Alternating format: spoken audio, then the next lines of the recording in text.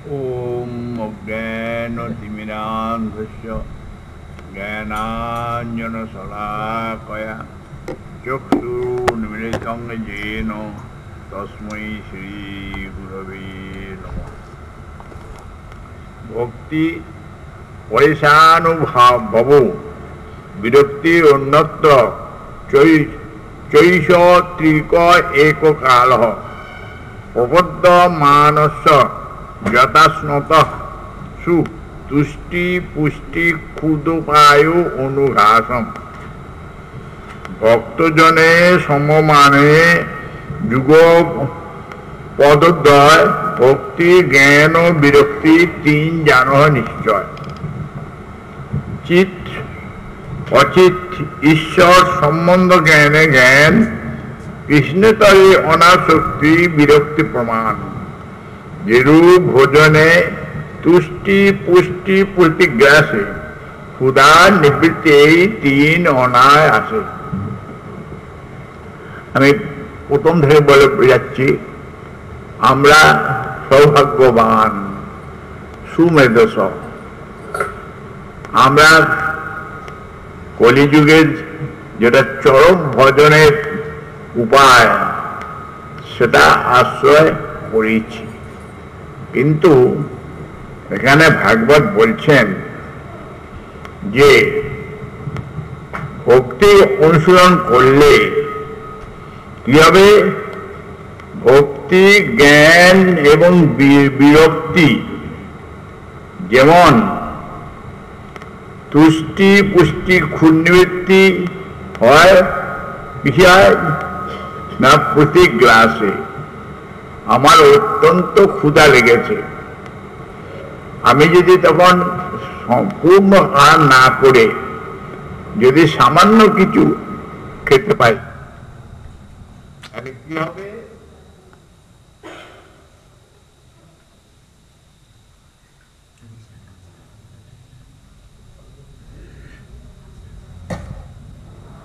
না, সেই পরিমাণে আমার তুষ্টি হবে, ক্ষুন্নিবৃত্তি হবে, পুষ্টি হবে। তাহলে তিনটি জিনিস দেখছি, কিন্তু ক্ষুধা পেলে খেলে আমার ক্ষুধার নিবৃত্তি হয়। জেনে রাখতে হবে আমরা আহার করব কি জন্যে। শুধু কি তুষ্টির জন্যে, ক্ষুন্নিবৃত্তির জন্যে, না অন্য কিছু আছে? একজন ডায়াবেটিস রোগী, তার কিন্তু কুপত্য করতে খুব ভালো লাগে, মিষ্টি খেতে খুব ভালো লাগে, তাতে ক্ষুধা নিবৃত্তি হবে এবং তুষ্টি হবে। কিন্তু তাতে আসল জিনিসটা যেটি পুষ্টি হবে, তাহলে আমাদের জানতে হবে পুষ্টি হলো মুখ্য, অন্য দুটি হলো গৌণ। ক্ষুধার নিবৃত্তি আর তুষ্টি এই দুটিতে আমার প্রয়োজন নাই। আমার প্রয়োজন কেন কি না পুষ্টি। তাই কৃষ্ণ ভক্ত খুব চতুর। প্রবাদ বলতেন শয়তানের শয়তান, অর্থাৎ যে কানেতে আমরা গৌরসুন্দরকে একবার চড়িয়েছি সেই কানেতে আর কেউ চড়তে পারবে না। আমাদেরকে পরে শোনা কানে আমরা দেব না, কারণ সুবৈদ্যের কাছে যদি আমরা যাই সে কি দেখবে? আমি তো বৈদ্যের কাছে গেলাম ওষুধ দিতে দেবে, তাই কি দেয়? প্রথম আগে সে পথ্যের ব্যবস্থা করবে, বাবা এইগুলো গ্রহণ করো, এইগুলো গ্রহণ করো না। কিন্তু সেইটিকে মুখ্য না গৌণ? মুখ্য হলো ঔষধ দিয়ে রোগটা নিবারণ করা।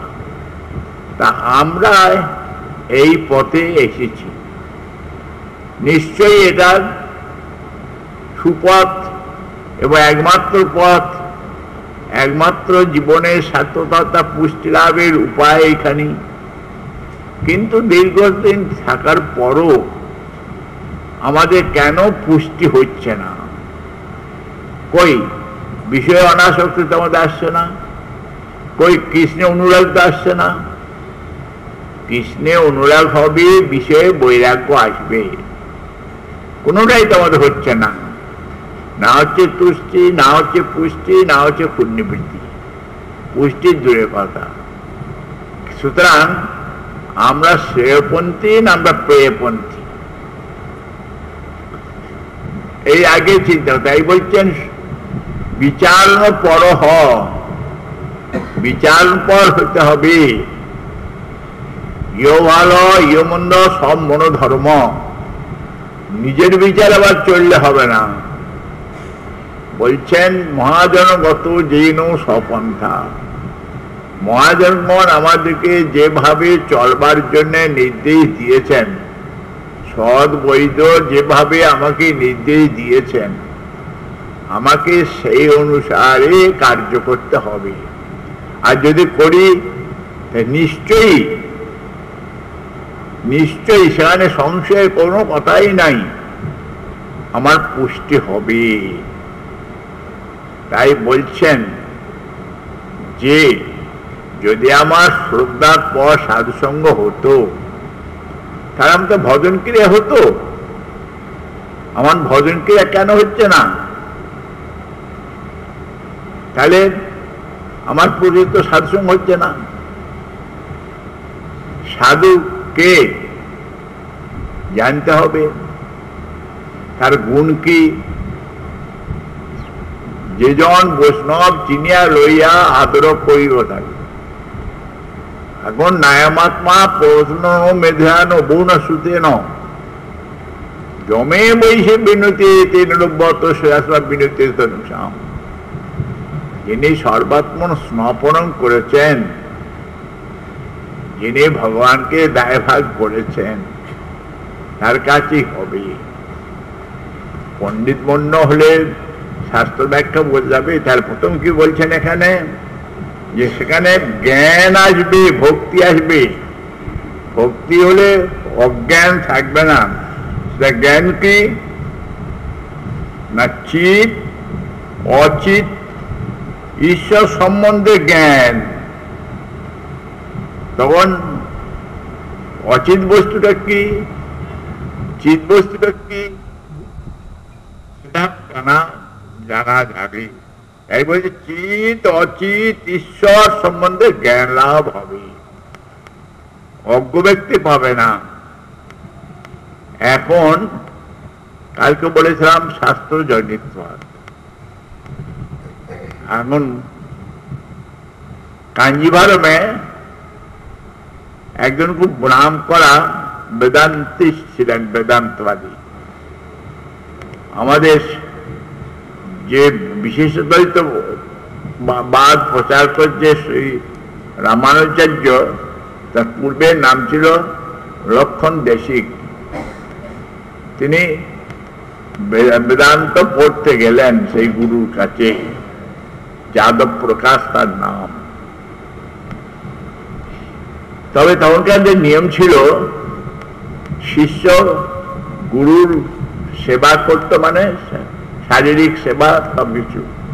তা তিনি যখন অন্যান্য শিষ্যদের পাঠ শোনাচ্ছে যাদব প্রকাশ, তখন তিনি যাদব প্রকাশের পিঠেতে তেল বাগাচ্ছিলেন আর সৌবর্ণ করছিলেন। এক জায়গায় বেদান্তে আছে কপাসং পুণ্ডরিকাক্ষং, ভগবানের অপ্রাকৃত রূপের সঙ্গে বর্ণনা করতে গিয়ে যে ভগবানের চক্ষু দুটি কিরকম কপাসম পুণ্ডরিকাক্ষং, তিনি পাঠ করছেন। কপি মানে বাঁদর, তার পশ্চাৎভাগ যে লাল লগ্নে থাকে, বলছে সেই বাঁদরের পশ্চাৎভাগ মতো তার সেই চক্ষু দুটি। তখন জানেন, যারা প্রকৃতপক্ষে ভগবানকে ভালোবাসেন, শাস্ত্রের অপব্যবহার করলে তাদের প্রাণে বড় লাগে, অত্যন্ত ব্যথা পায়। বিশেষ করে কেউ যদি ভগবানের রূপকে, সেই জন্য কালকে বলেছিলাম মায়াবাদীদের সহ্য করতে পারেন না। গুরু মহারাজ মায়াবাদী দেখলে একবারে জ্বলে পুড়ে মরতেন। কারণ বালিশও ভালো, মূর্খ লোক বা বালিশে কৃপা হয়, কিন্তু এই মায়াবাদী না, এরা সর্বনাশের সব আমাদের যে বৃত্তিটা, আত্মার বৃত্তিটাকে ধ্বংস করে দেয়। তাই তিনি এইভাবে ব্যাখ্যা করাতে লক্ষণ ঋষিকে অত্যন্ত প্রাণের দুঃখ পেলেন।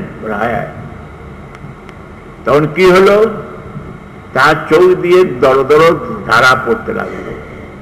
জানবেন আনন্দ হলে যে চক্ষু ধারা পড়ে সেটা শীতল হয়, আর দুঃখের চক্ষের যে ধারা সেটাও বড় উষ্ণ হয়। তার কয়েক ফোঁটা সেই যাদবপ্রকাশের পিঠেতে পড়লো। তখন যাদবপ্রকাশ তার সাথে লক্ষণ ভালোবাসলেন খুব, কারণ খুব মেধাবী ছেলে ছিল। বা তোমার কি হলো, কাঁদছো কেন, কি দুঃখ পেয়েছ? প্রথম বলতে চান নাই, তারপরে বললাম বলো, প্রাণ খুলে বলো। আমরা মনে করি কি গুরুদেবের দোষ ধরতে নাই, বৈষ্ণবের দোষ ধরতে নাই। আরে সে দোষ তার নাই তো, যার দোষ আছে সে বৈষ্ণবের হলো, সে গুরু কি হলো? দোষ ধরতে নেই মানে ওটা আমরা বলতে পারছি না। যেখানে দোষ নাই আমার কালমার চোখেতে, সেখানে দোষ না ধরি, কিন্তু দোষ থাকলে আমি দোষ ধরবো না, দোষ নিশ্চয়ই ধরবো। তখন তিনি বললেন যে প্রভু, আপনি যেভাবে ব্যাখ্যাটি করলেন এটা বড় পরিতাপের বিষয়। বলে কি বলো? আমি কি করি ব্যাখ্যায় শঙ্করাচার্যের ব্যাখ্যাটা, তা বলো, তুমি কি বলো, কি বলতে চাইছ? তখন তিনি বললেন পিবতি জলম কপি, অর্থাৎ পদ্ম, জলেতে ডাল দ্বারা একটি পদ্ম, অর্থাৎ পদ্ম পলাশ লোচন পুণ্ডরিকাক্ষ। যাদবপ্রকাশ মনে মনে বুঝলেন সত্য কথাই তো, খুব ভালো কথা আছে, কিন্তু আমাদের যে ওই মাৎসর্য আছে আর আমাদের অভিমান আছে যে আমি শ্রেষ্ঠ, আমি পণ্ডিত, আমার ছাত্র আমার ভুল ধরবে। তাই যাদবপ্রকাশের ভীষণ হিংসা হয়ে গেল। বললেন তো তমুদি বলল, কিছু বলো, তুমি সব ধ্বংস করতে চাও, তুমি শঙ্করাচার্যের বিচারকে তুমি খণ্ডন করছো, এত স্পর্ধা। কিন্তু স্পর্ধা নয়, সত্য কথা বলতে পরাণমুখ হতে হবে না। তাই সেই জন্য বলছেন যে ভগবান, দেখুন আত্মারে দ্রষ্টব্য, শ্রোতব্য, মন্তব্য, নির্ধাসিতব্য। এই তো সেই বেদান্ত বলছে, উপনিষদ বলছে আত্মারে দ্রষ্টব্য, তাকে দর্শন হয়। তাই যদি তিনি নির্গুণ, নিরঞ্জন, নিরাকার, নির্বিশেষ হন, আর তার যদি দিব্য মঙ্গলবার মূর্তি না থাকে, তিনি যদি সচ্চিদ বিগ্রহ না হন, তাহলে কি দর্শন করবো আমি? তাহলে উপনিষদ কথায় বলুন কি মিথ্যা। দ্রষ্টব্য, শ্রোতব্য, তার যদি অপ্রাকৃত নাম, রূপ, গুণ, লীলা যদি না থাকে, তাহলে আমি কি শ্রবণ করব? তাই বলছেন তিনি অপ্রাকৃত নাম রূপ গুণযুক্ত, সেটা কি করতে হবে জানবো কি করে? সাধুর মুখে শতাং প্রসন্নাৎ, সতে শ্রীমুখ থেকে সে ভগবানের অপ্রাকৃত নাম রূপ গুণ। কিন্তু সেই সৎ কে? তাই বলছেন যে ভগবানের ভক্ত ব্যতীত কর্মী, জ্ঞানী, যোগী তপস্বী কেউ কিন্তু সৎ নয়। তাই বলছেন শ্রেয় লাভ করতে গেলে সৎসঙ্গ করতে হবে। এই সৎ হল যিনি ভগবানের অপ্রাকৃত নাম রূপ গুণ লীলা পরিক্রম বৈশিষ্ট্য এবং সচ্চিদ বিগ্রহত্ব মানেন, তিনি দ্রষ্টব্য, শ্রোতব্য আর মন্তব্য তার সম্বন্ধে মনন করতে হবে, চিন্তা করতে হবে, তার অপরিকতা। আর শেষ চরমে কি হতে হবে? সর্বাত্ম স্নপন, নিদিধ্যাসিতব্য হয়ে যেতে হবে। নিদিধ্যাসিতব্য হতে হবে আমাদের। আমরা সেই পথে এসেছি, কিন্তু হচ্ছে কি, আমাদের রোগ সারছে না, রোগ বৃদ্ধি পাচ্ছে হচ্ছে। কেন? নয় যাদব প্রবাসের মতন আমরা পণ্ডিত হতে গেছি। আমরা প্রকৃতকে সাধুগুরু বৈষ্ণবের চরণে নত হতে পারি নাই, আমরা প্রজতাত্মন হতে পারি নাই, আমরা পূর্ণিপাত হতে পারি নাই। তাহলে যতদিন পর্যন্ত আমরা সেই রকম সদ্বৈদের কাছে না যেতে পারছি এবং তাকে বিশ্বাস করতে না পারছি, ততদিন পর্যন্ত আমাদের রোগ সারবে না। কিন্তু আমরা হচ্ছে কি, রোগ বাড়িয়ে তুলছি। কেন? অপরাধ ফলেম চিত্তবের বজ্রসম তোমার নামে না হবে বিকার। হচ্ছে কি অপরাধ। আমি খুব বোঝদার হয়ে বৈষ্ণবের উপরে কথা বলতে যাই, দিয়ে অপরাধেতে আমার চিত্তটা বজ্রসম হয়ে গেল। তাং শ্রেয় পথ অবলম্বন করতে গেলে ভালো বলছেন সাধু সাবধান, খুব দ্বারে বলছেন সাবধান। মহাপ্রসাদে গোবিন্দে নাম ব্রহ্মণী বৈষ্ণবে সর্বদা বিশ্বাস নয় যায়। অল্প পূর্ণবান লোক তো জানবেই না, যেন আমরা যেন মহাপ্রসাদের অবমাননা না করি। কিন্তু হায়, যে প্রভুপাদ আমাদের সেই কি ভগবানের সচ্চিন্দ বিগ্রহ সাক্ষাৎ ব্রজনন্দন কৃষ্ণ, তাঁর অধরামৃত পাবার সুযোগ আমাদের দিলেন। তাই বলে কি সর্বরাজ বিশ্বাসে সর্ব অবিদ্যা যায় জ্বরের দেখায় বিশ্ব, তার জীবভাবতী লৌমসুই থাকে যায় কৌশলী কৃষ্ণ দয়াময় পরিহরে জীবা যাওয়া সদিল ভাই। সেই জন্য মৃতবাও রাধা কৃষ্ণ গুণ গাও, প্রেমে রাখো চৈতন্য নিতাই। মনে রাখতে হবে, যখন আমরা মহাপ্রসাদ ভোগ করি না, মহাপ্রসাদ সম্মান করে প্রসাদ পাই, তার জয় হয়, সেখানে কোনো প্রজল্প হবে না, অন্য কোনো কথা হবে না, একমাত্র রাধাকৃষ্ণ গুণ গায়। সেই অন্ন মৃত পাও, রাধাকৃষ্ণ গুণ গাও, এই মনে রাখতে হবে। তা নইলে কি হয়ে যাবে? মহাপ্রসাদে অপরাধ হয়ে যাবে। সেই রকম শ্রী বিগ্রহের সামনেতে খুব সাবধান হতে হবে, যাতে আমরা বিগ্রহে অসম্মান না করে ফেলি। মহতের কাল বলেছি বারবার যে শ্রী বিগ্রহ কি আর পুতুল পূজা কি, মহাপুরুষের উপাসিত বা প্রতিষ্ঠিত এই ছয় গোসাই জবে বৈজ করলেন বাস, রাধাকে নিত্যলীলা করলেন প্রকাশ। আমরা যদি এই মহাপ্রসাদ গোবিন্দের শ্রী বিগ্রহ, গোবিন্দের যে শ্রীনাম, এই যে মহামন্ত্র করছে হরে কৃষ্ণ কৃষ্ণ কৃষ্ণ হরে হরে, হরে রাম রাম রাম হরে হরে, শ্রোনাম ভক্তি সুখর, এই যে প্রেম দান করে এতে তো বিশ্বাস না তৈরি।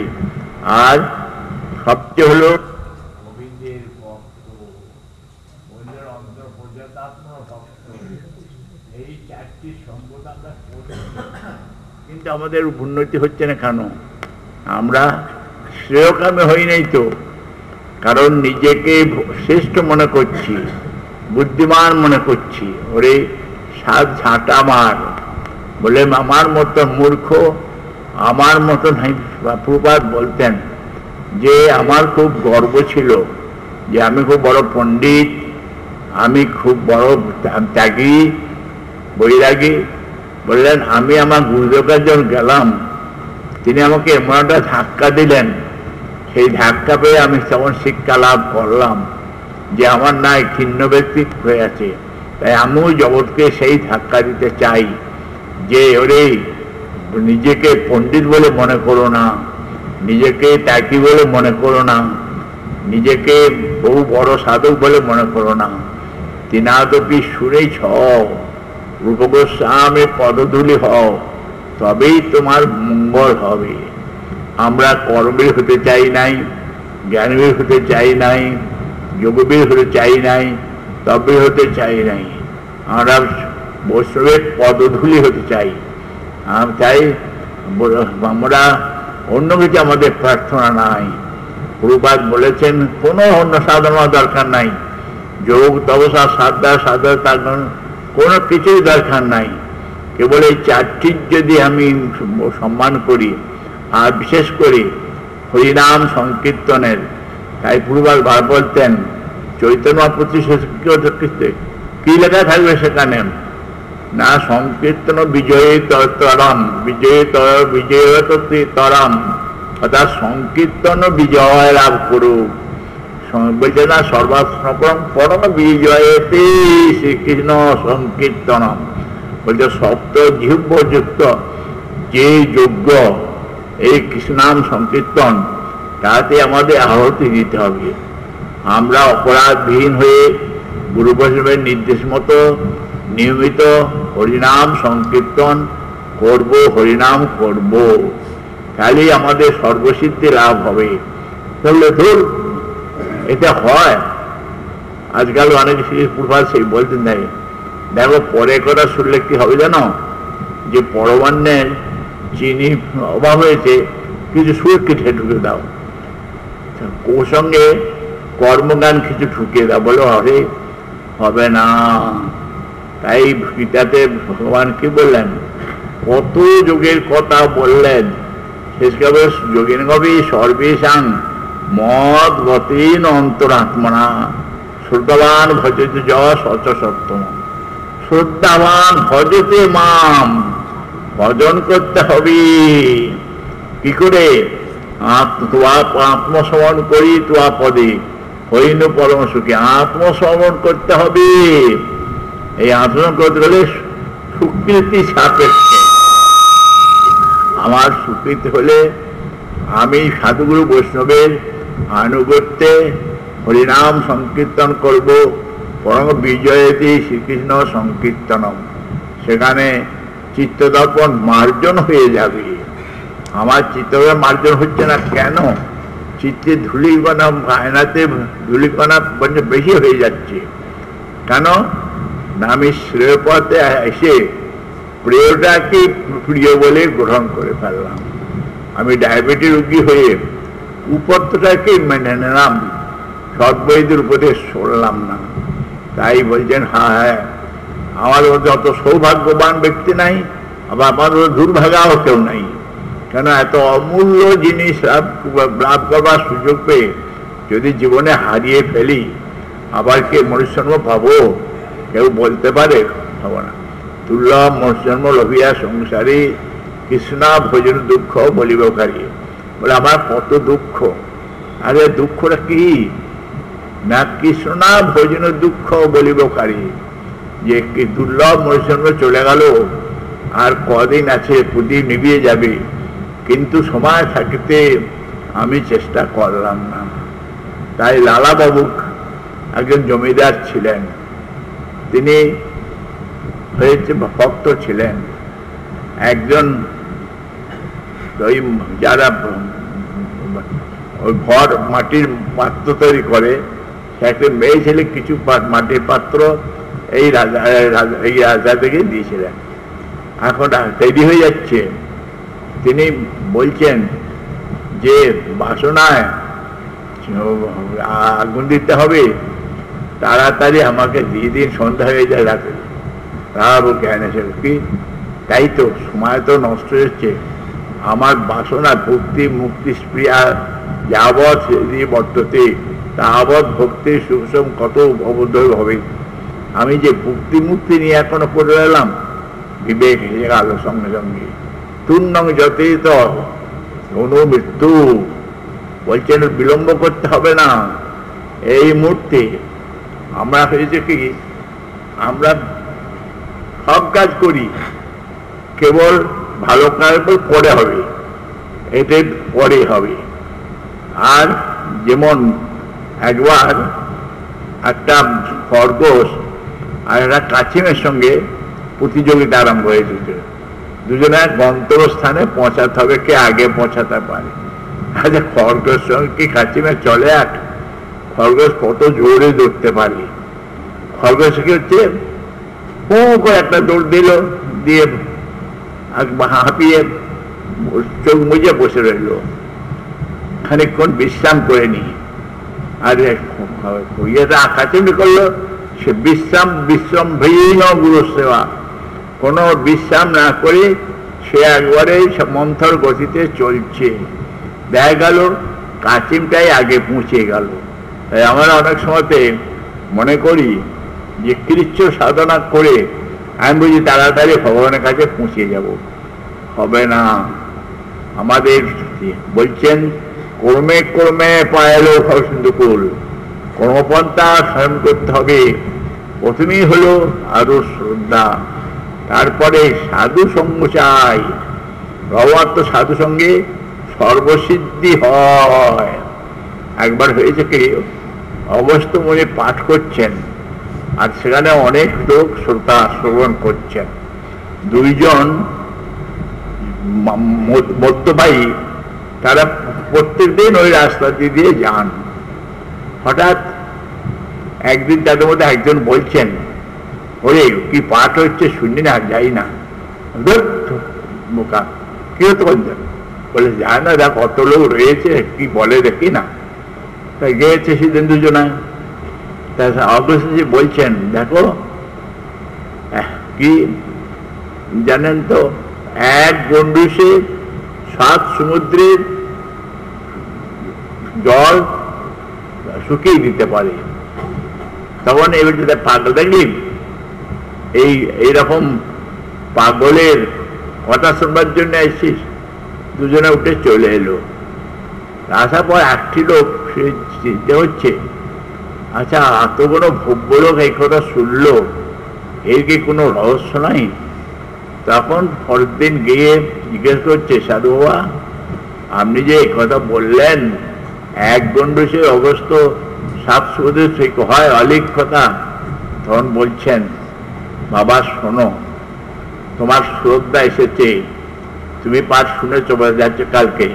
তাই বলছে পরি প্রশ্নেন সেবয়া, যেমন বলছেন তোর পূর্ণিপাত পরিপ্রশ্ন করতে হবে, জিজ্ঞাসা করতে হবে, তো জ্ঞান লাভ হবে।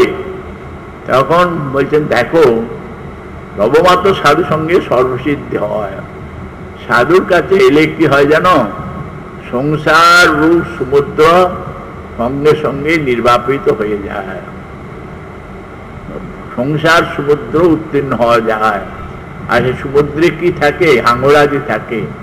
জল না থাকলে তাদের সব প্রাণ মরে যায়। অর্থাৎ আমাদের হৃদয়ের মধ্যে সব অসুরা রয়ে গেছে, কাম ক্রোধ লোভ মদম মাৎসর্য, এই দিনে জয় করতে পারি না। একমাত্র যদি সাধুগুরু বৈষ্ণবের কৃপা লাভ হয়, তাদের শ্রবণ যদি করি, তাহলে কি হবে, তার ফলে আমার এই সমস্ত কাম, আমার সংসার বাসনা একবারে ধ্বংস হয়ে যাবে। আমি সংসার থেকে উত্তীর্ণ করব, কৃষ্ণ পাদপধর্মতি আসবে, আর আমার এই সমস্ত যা রয়েছে শত্রু, এরা দমিত হয়ে যাবে।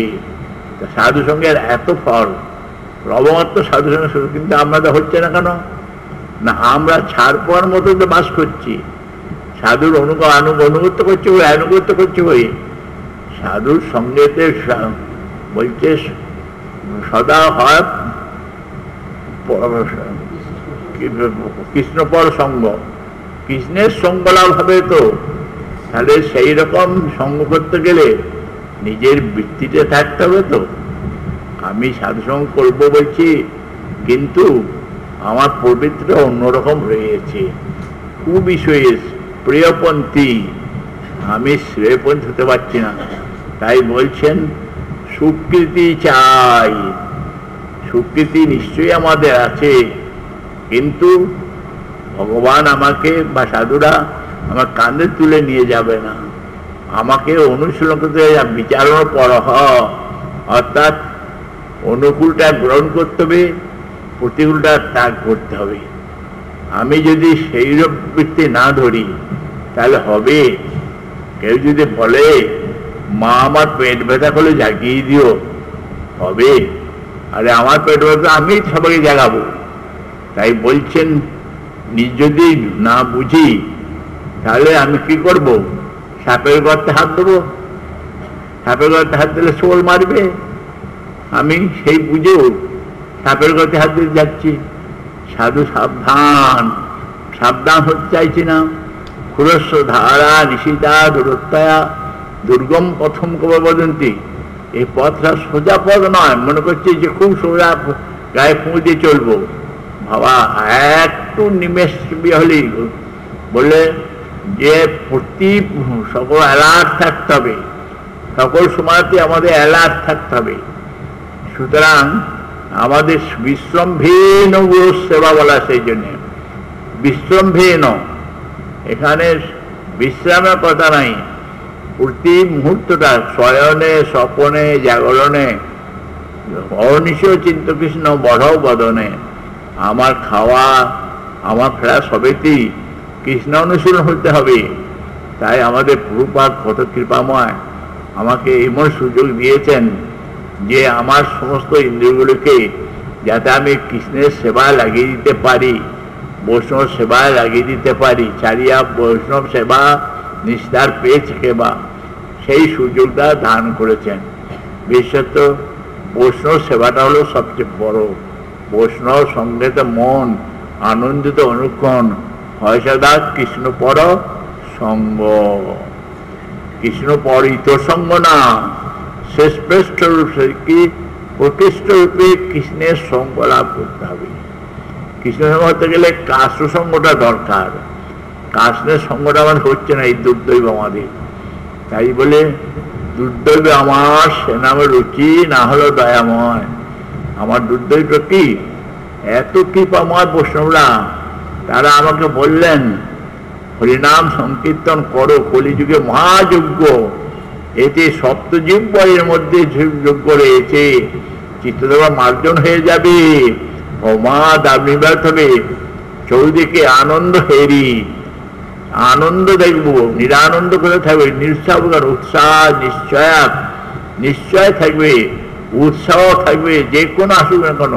আর জগৎ তো তুচ্ছ জিনিস, এ তো বন্ধুষে নিবারিত হয়ে যাবে যদি সাধুগুরু কৃপা লাভ করি। তাই বলছেন যে আমাকে কি করতে হবে না, হরিনাম শুদ্ধভাবে করলে চিত্র মার যাবে, ও দাবার নিভাবে, কৈলবচন্দ্রকা বিতরণ হবে, অর্থাৎ মন বৃন্দাবন হবে, আমার শুদ্ধ সত্য ভূমিকা সৃষ্টি হবে, সেখানে ভগবানের পাদপদ্ম বিরাজ করবে। তব কৃপা যদি হয় তাহলে তার পাদপদ্মকে হৃদয়ের মধ্যে দর্শন করব। গুরু বৈষ্ণবকে আমরা দেখব, আমরা অন্য হিতর বস্তু দেখব না। তাই বলছেন প্রতিপদম পূর্ণামতে আস্বাদনম। আর কি হবে যে কৃষ্ণ নাম করছি, বলছে কৃষ্ণ নাম করতে গিয়ে নানা বিঘ্ন ঘুম আসছে আসে, কিন্তু আস্বাদন পেলে একবার আর কি ঘুম আসবে? তাই বলছে আনন্দম মধ্যে বর্ধনম, আনন্দের সমুদ্র প্রবাহিত হয়ে যাবে এই কৃষ্ণ নাম করলে, সর্বাত্ম স্নপন আপনি হয়ে যাবে। তখন সমস্ত ইন্দ্রিয়া উপাধির বিমুক্ত তৎপরস্তি নির্বরম ঋষিকা নিশ্চয় ভক্তির ইচ্ছতি। তখন সমস্ত ইন্দ্রিয়গুলি আর কুদর্শন করবে না, কুকথা শ্রবণ করবে না, কুবিষয় কুকথা বলবে না, কুবিষয় সেবন গ্রহণ করবে না, সমস্ত ইন্দ্রিয়গুলি সর্বাত্ম স্নপন হয়ে যাবে। আত্মা তখন জেগে উঠবে, তখন বুঝবে শুধু নিজের মঙ্গল না, তখন সে কি করবে না, জীব জাগো বলে কত নিদ্রা যাও মায়া পিশাচিরে কোলে, তখন আর নিজে ঘুমোবে না, সে টহল দেবে যে কৃষ্ণ। তাই বলছেন একটা লোক যদি খুব ভালো জিনিস পায় সে নিজে খায়, পরকে দেয় না, কিন্তু যে মত, সে কি করবে? অপরকেও বিলিয়ে দেয়। তাই বলছেন হরিনাম উচ্চই স্বরে করো। হরিদাস ঠাকুরকে উচ্চ করতেন, অর্থাৎ আস্তে আস্তে করলে নিজের মঙ্গল হবে। উচ্চৈশ্বরে কীর্তন করলে কি হবে? জগতেরও মনে পুষ্প কীটপতির মধ্যে মঙ্গল হবে। তাই হরিকৃষ্ণ উচ্চৈশ্বরে হরিনাম করতে হবে। আমাদের ভয়কে অকুত ভয়, আমরা এই কলিযুগণ সেই হরিনাম লাভ করেছি, হরি নামই ও কেবলম। তখন আর আমাদের ভয় কি আছে? আমাদের ভয় নাই তো। আমাদের ভয় কি করবার আছে? কারণ ভয় যাকে ভয় করে সেই প্রভুকে আমি আশ্রয় করেছি, তার ভয়। আজকে এক লোক এসে বলছে কৃষ্ণ কি জরাসন্ধের ভয়েতে পালিয়ে গেল। আরে বাবা, তাহলে তো আমি শাস্ত্র পড়ে নিতে পারতাম, ওই কপ্পাসন মতো হবে, ওই যাদব প্রকারের মতো ব্যাখ্যা হয়ে যাবে। প্রথমেই জানতে হবে কৃষ্ণকে ভয় করে, তা কৃষ্ণকে কিছু ভয় করবে। কারণ কৃষ্ণ লীলাটা যে দুই রকম, অসুর বিমোহন আর বৈষ্ণব তোষণ। যার জন্য মহা বললেন, যাও ভাগবত পড়ো বৈষ্ণব নিকটে। নিজে নিজে পড়তে গেলে, বুঝতে গেলে বিপরীত হয়ে যাবে, সেখানে হবে না। বৈষ্ণবের জানুগত্যে বৈষ্ণব কাজ শুনতে হবে। তাহলে সেই বল শতাং প্রসঙ্গাত, সতের মুখ থেকে শ্রবণ করতে হবে। ভাগবত দেখছেন না, সরল সমাজে শ্রৌত, আমাদের এটা শ্রৌত পন্থা। দেখছেন না, এই যে ব্যাসদেব সপ্তদশ অবতার, তিনি নারদের কাছ থেকে ভাগবত শুনছেন।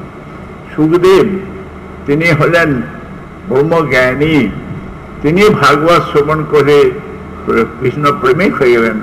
আর কৃষ্ণ হয়ে গেলে লজ্জা ভয় মান কিছু থাকবে না।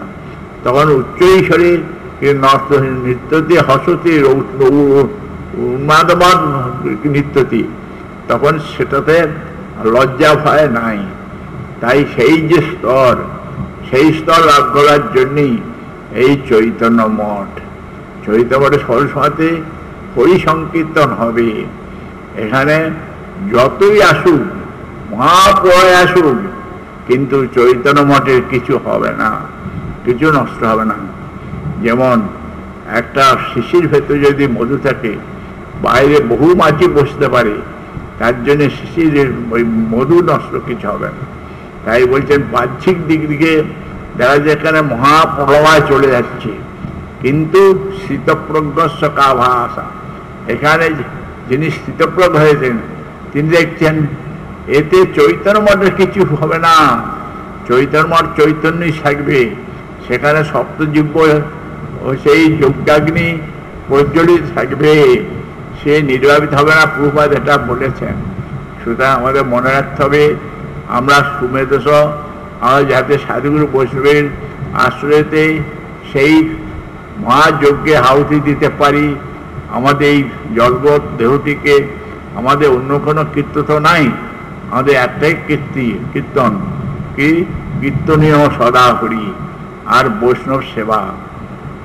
তাহলে বৈষ্ণব সেবা যদি হয়, বৈষ্ণব সঙ্গ যদি হয়, তাহলে বাস, আবার কি চাই? আমাদের তো আমরা কি না ভাগ্যবান, মহাপ্রসাদ পাচ্ছি, গোবিন্দের শ্রীবিগ্রের উপাসনার সুযোগ পাচ্ছি, কীর্তন সকালবেলা থেকে কীর্তন শ্রবণ করছি, তারপরে ভগবানের অপ্রাকৃত নাম হচ্ছি, আর কি হচ্ছে ভগবানের যে ভক্ত, সেই ভক্তের সঙ্গ লাভ করছি।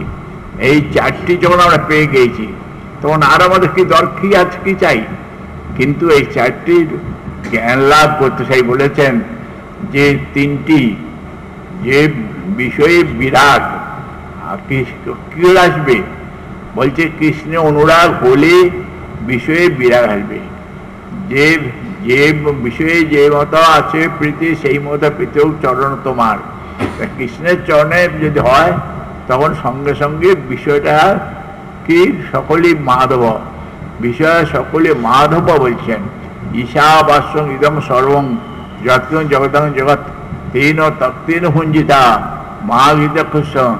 তখন ঈশাবাস্যং ইদম সর্বং, এই জগৎটা তখন ঈশ্বরময় দেখবো, ভগবানময় দেখবো। অদ্যাপিও সেই লীলা করে করে রায়, কোনো দেখেবারে পায় সেই আঁকি যা নির্মল। আঁকি আমাদের নির্মল করতে হবে, আঁকিতে ভক্তি কজ্জল।